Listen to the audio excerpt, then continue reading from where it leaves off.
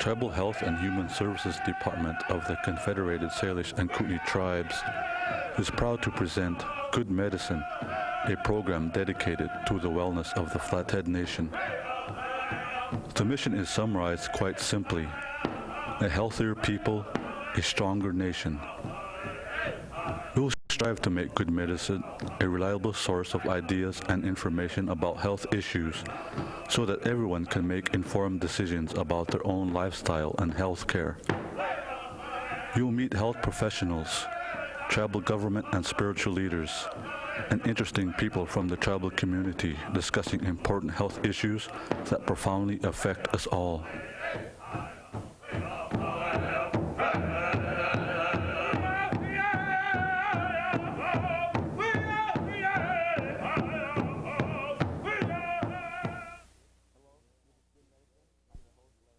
Hello, this is Good Medicine. I'm your host, Larry Pitts. Today I have two very, very distinguished guests. I've got Dave Sherick, who is our resident bone marrow donor. I've got Connie Bull, who is the sort of the spearhead from the Beta Sigma Phi's, who is getting this process going. People, thank you for coming today.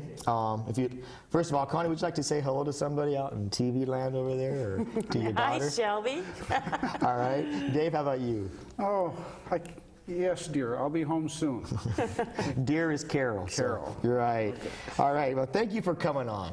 Thanks for having us. You know, when I heard about what you were attempting to do and going to do, it became very personal to me. I know Tracy, Dave's daughter, who he gave the bone marrow to. I understand the process. We talked to Barb Monaco last week, which was, I want to thank Barb for that. That was a last-minute poll. And, but now we have you two on. And Connie, let's start with you. Why did you become involved with this bone marrow drive? Tell me something personal about why it happened. Well, the whole reason I became involved in the bone marrow drive is personal. Mm-hmm. Probably my closest friend in Polson is Dave's wife, Carol, and his daughter 2 years ago developed leukemia and went through chemotherapy, was in remission, came back, and then they resorted to the bone marrow transplant, of which Dave was the donor. So when it hits that close to home, you become concerned with maintaining the National Registry of Bone Marrow Donors so that there are plenty of options to pick from. Tracy was fortunate that her father was such a close match, and she also had a sister who was a very close match. Mm-hmm. A lot of other people aren't so fortunate, and they do have to resort to the registry and looking for an unrelated donor. Mm-hmm. And at the current time, there's 1.5 Caucasians that are registered in the bone marrow program, and only 34,000 are tribal members. And so the need for tribal members to be registered is particularly critical. It's huge. Yes. It's really huge. Yeah. And maybe we should correct that. The 1.5 was 1.5 million. Yes, sorry. Well, I was worried about that half person. Yeah, right. I didn't want to see who he was. Yeah. You know, I know that in my process, you know, I came from a large family, and yet in my family, only one person matched me for a kidney transplant. And so if that wouldn't have worked, then I would have to go out on the cadaver list. You know, that's the personal side that most people don't see. Mm-hmm, that's correct. And what would have meant to Tracy that you knew from your side of the story, Connie, if she hadn't received the bone marrow, if there hadn't been a match in the family? Her name would have gone out over the computer banks to the National Registry, mm-hmm. looking for an unrelated donor. Mm-hmm. I believe the odds of a successful transplant are not as good as if you have a close family member. Mm-hmm. But when they can find an unrelated donor who is a perfect match, your chances are very good. Mm-hmm. And she would have been out there looking. Had there been no match, I wouldn't even want to speculate what would mm-hmm. have happened. How long do they normally feel a person has to wait for that transplant to be matched to happen? I don't know the time limits mm-hmm. involved with matching through the registry as opposed to a family member, but mm-hmm. I would have to assume with the computerized capabilities, it's probably very quickly that they can match you up if there is a match out there. If there's a match, that's right, but they need more numbers. I know That's right. in kidneys, I know people who've been on the list for up to 9 years. I'm sure. You know, and in cancer, we know that time is imperative. Yeah. Yeah, some people are on that waiting list for a couple of years with leukemia, but their health deteriorates so badly during that 2 years that their chance of succeeding at the transplant deteriorates badly. So the sooner they can make the match, you know, their body will stand the turmoil much better. And the results are better if you can do it quickly. If you can find somebody in your own family, it just helps the whole process a bunch. Well, it expedites it. You know where it's coming from, this whole process. Dave, let me ask you a question. It's going to get really personal. And, you know, excuse me if I start to cry because it brings back a lot of things. As I told you, I gave a talk today and it made me fairly emotional. And, you know, what did it feel like to find out your daughter had cancer? Well, you know, instantly you have that, well, this can't be happening to me or my family or my kids because we are all healthy and all of us are athletes and there's no reason for anybody to be sick. And Tracy was the least likely in our whole household. She was the most athletic and the busiest and the greatest sports fan and that sort of thing. So, you know, the first few days when that hits you is really drastic. Then you instantly kick into the mode of, now, how are we going to solve this problem, you know, and what are the solutions? And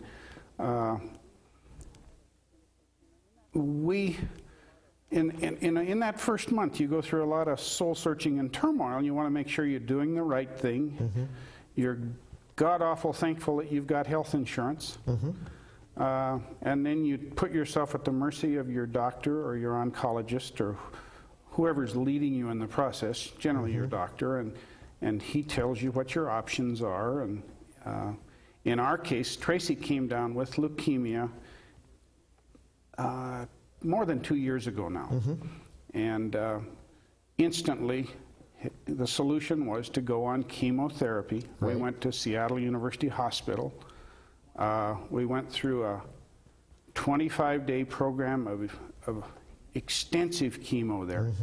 And amazingly, on the 25th day, the leukemia had shut down. Okay. And she was in remission, technically, from that point on. Right. Well, she stayed on treatment then for a year and a half after that when she returned to Missoula. And the outlook was good, and she appeared to be doing well. But then, amazingly, again, all of a sudden it returns, and that's something that's just totally beyond anybody's understanding. 2 by 12 to the back of the head. Yeah, yeah. And when you become leukemic again, then your options deteriorate. And the only solution the second time around was to do a bone marrow transplant. And the reason you do a bone marrow transplant is that you have put the person through massive chemo and massive radiation to eradicate the cancer in their body. We do have the technology and we do have the drugs to wipe out cancer in your body. But then at the same time, we're wiping out an awful lot of good stuff in your body that you need. Right. And your own immune system is destroyed by the chemo and the radiation that you tolerate in this process. That's okay, you know, for a short period of time. But then as soon as you've completed the radiation and chemo, then they kick in a new marrow. You need a new marrow to start a new immune system of your own. So that's where the donor comes in. Okay. And hopefully it's one of your brothers or sisters or your father. If it isn't, you go into the worldwide registry. And if you're Caucasian, your chances are much better of finding a match because a lot of Caucasian people, 1.5 million, are in the register. Right. In Native Americans, there's only 34,000 people that have ever been sampled and tested in the registry. And that's why we're so enthusiastic about this drawing that we're involved in right now, is that the team that's coming here to do the bone marrow withdrawal is coming all the way from Kansas City. Okay. And they were excited about the fact that it's a reservation location. They want to add a lot of people, as many as possible, to the list. And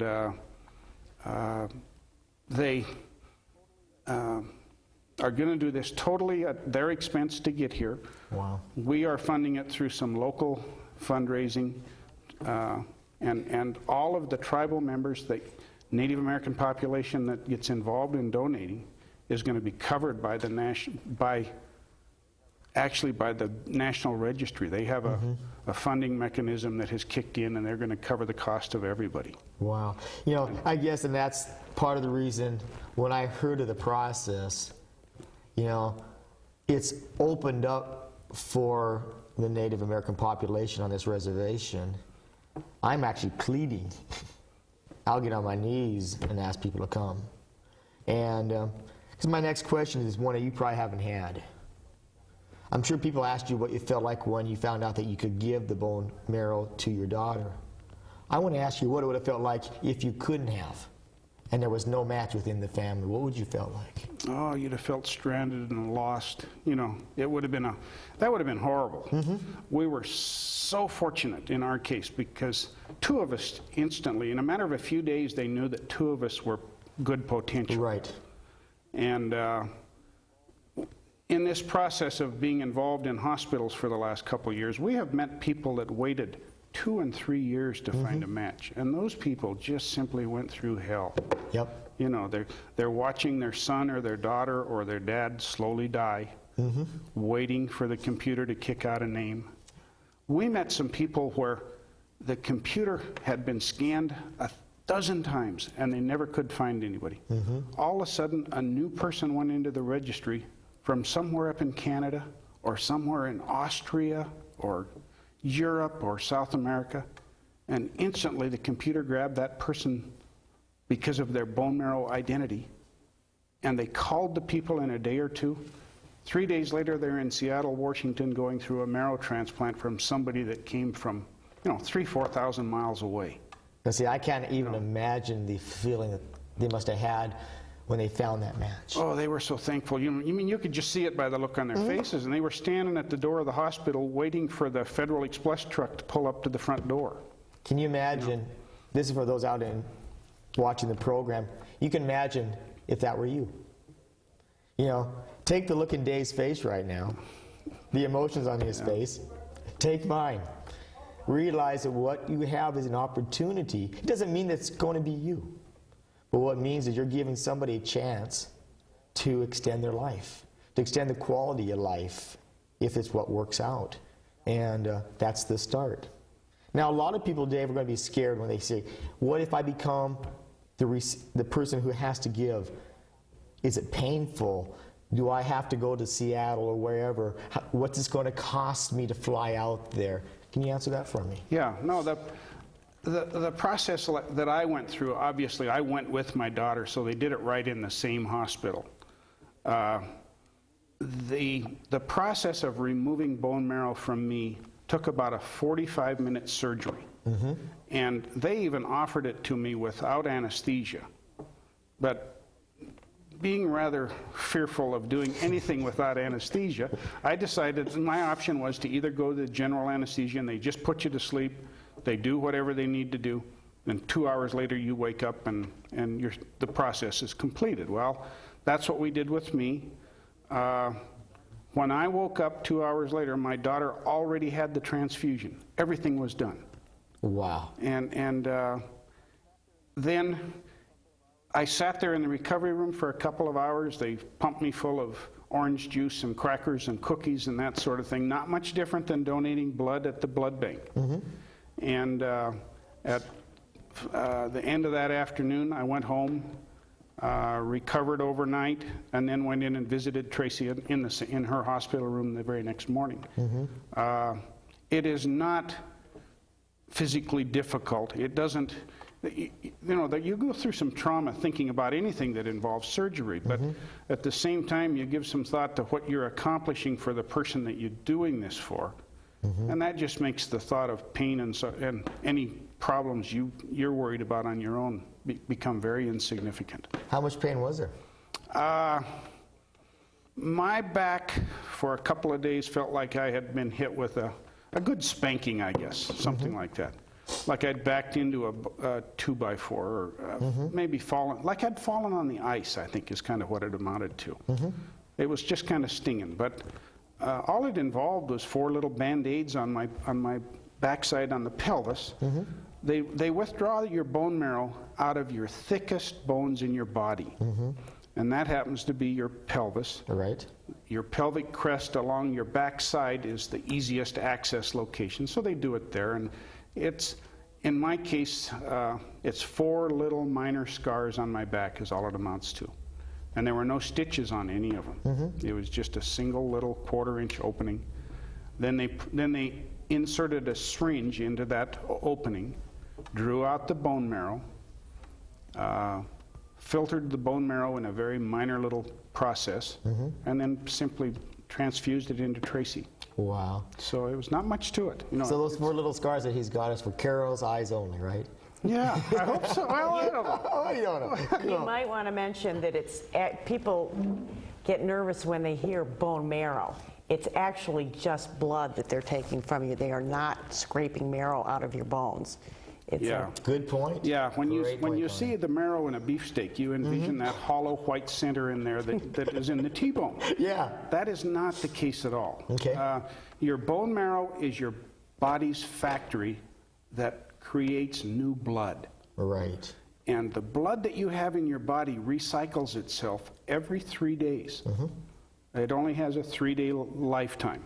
So your marrow is constantly creating new cells, new blood. There's platelets, and there's white cells, and there's red cells, and all of the ingredients you need for your blood. Now, Connie, what I want to ask you is, how did you feel during this process? I mean, as the bystander, the friend. I felt very fortunate that Dave turned out to be such a close match. I guess the most nerve-wracking and exciting part of the process was as they would test Tracy's bone marrow post-transplant, and you would see the percentage of Dave's bone marrow taking over her system. Went from 97.2 to 99%, and just recently, as recent as 2 weeks ago, she's finally determined that she is 100% of Dave's bone marrow, and there are no leukemia cells left. And that was the best. That's the news we've all waited for. Yeah, she's part man now. That's right. She's will be tested DNA as a Caucasian male who loves to ride Harleys. Cool, cool.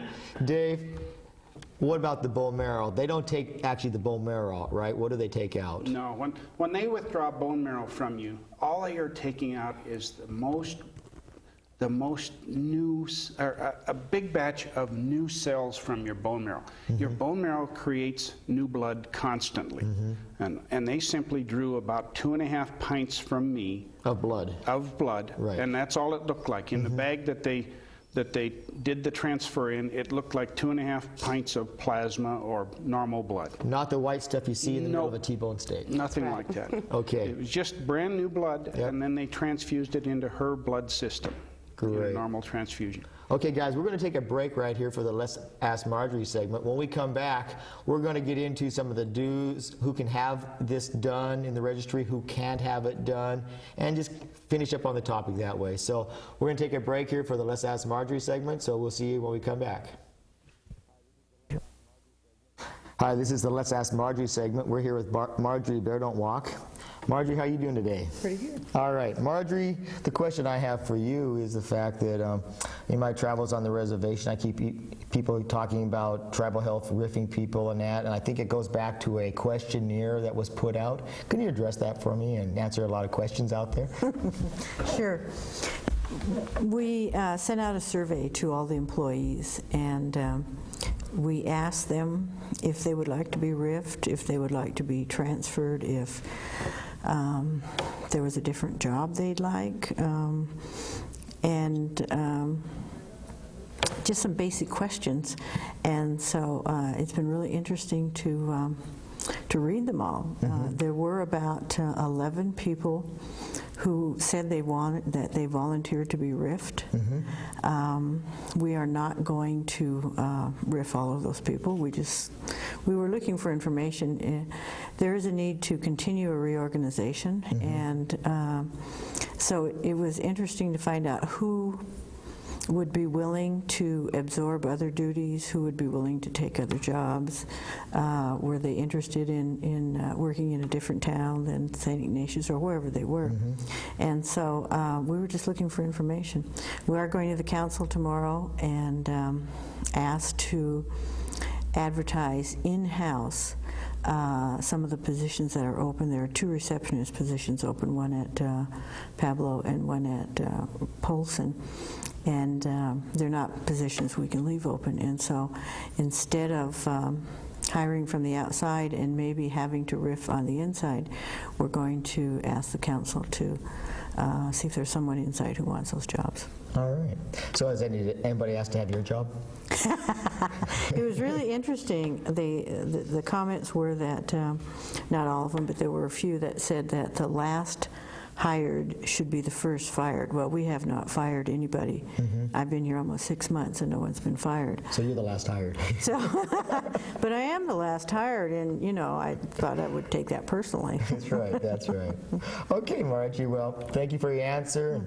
For anybody out there, if you would like to ask Marjorie a question that's pertinent towards tribal health, please write us or call us and ask us that question, and we'll bring that on and we'll have it addressed here on Let's Ask Marjorie. Thank you, Marjorie. Thank you. Goodbye.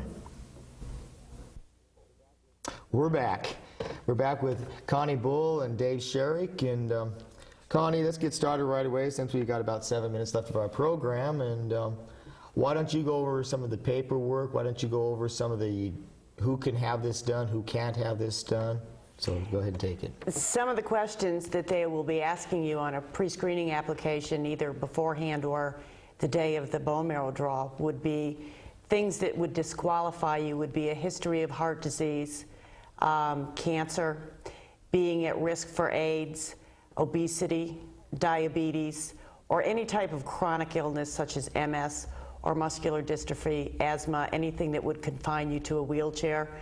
One of the ones that is not most obvious is if you have been tattooed or had any body piercing, including your ears, in the past 12 months, you are disqualified because they consider you at risk for certain types of diseases. Hepatitis especially. That's correct. That's correct. We're asking people to contact Connie Ricketts for pre-screening information, and she will go through the application with you and go over the requirements. One of the main ones being you have to be between the ages of 18 and 64 years old. And the purpose of pre-screening is that she will then call you back, or someone from Beta will, to set up an appointment for you during the bone marrow draw so that you're not waiting in line for any length of time. We'd like to make it as simple and easy for people to get through the process as we can. The bone marrow drive will be held on Saturday, May 3rd, starting at 11 a.m. until 3 p.m. At the Polson Catholic Church. That's at 4th and Highway 93 on the corner? That's correct. Okay. Right. And for pre-screening information applications, contact Connie Ricketts at 849-5043, or you can contact myself.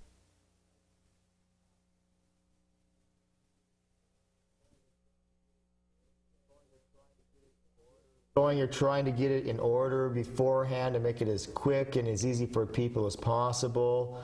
How many people are you hoping to get to this? We are hoping to get in the hundreds.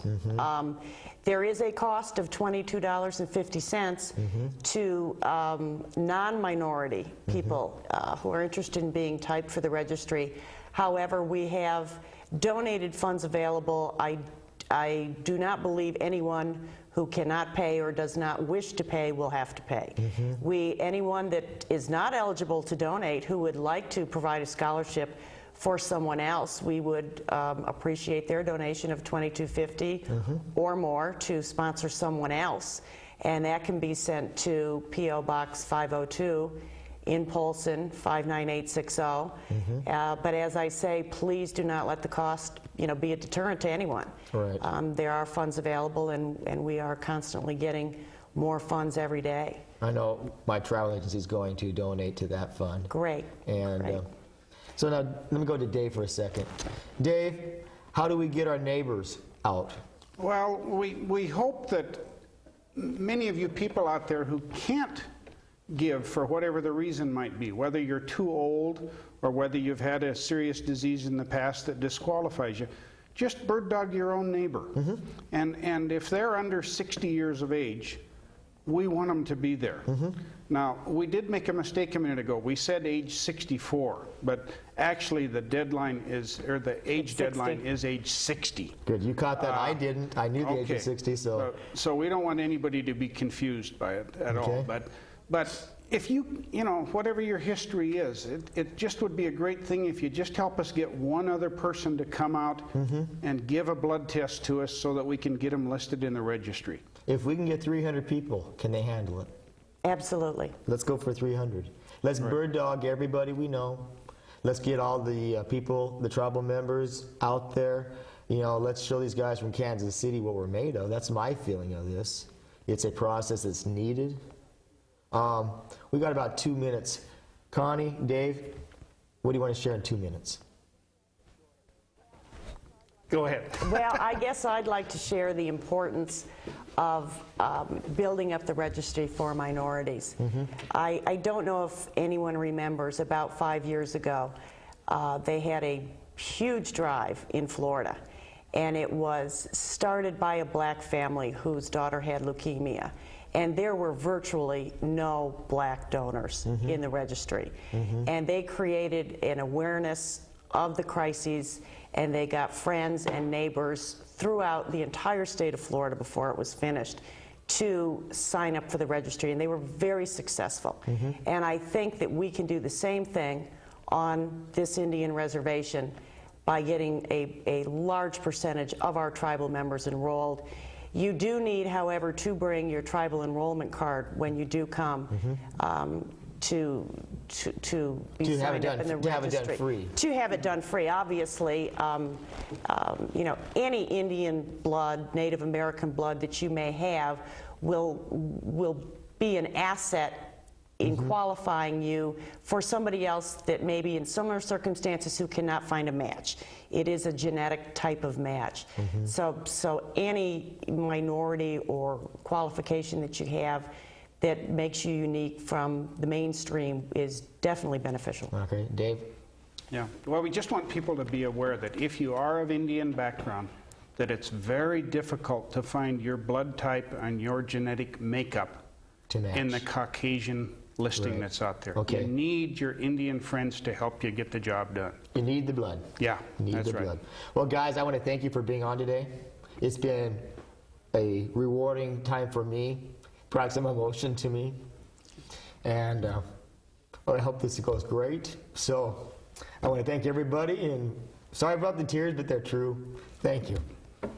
Thanks, Larry. We appreciate your help. Thank you.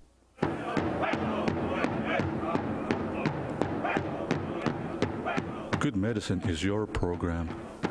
We hope you watch this and subsequent programs to stay informed about your health care. And we'd like to hear from you about how we're doing. Please direct any comments or suggestions you have to us. You can reach us at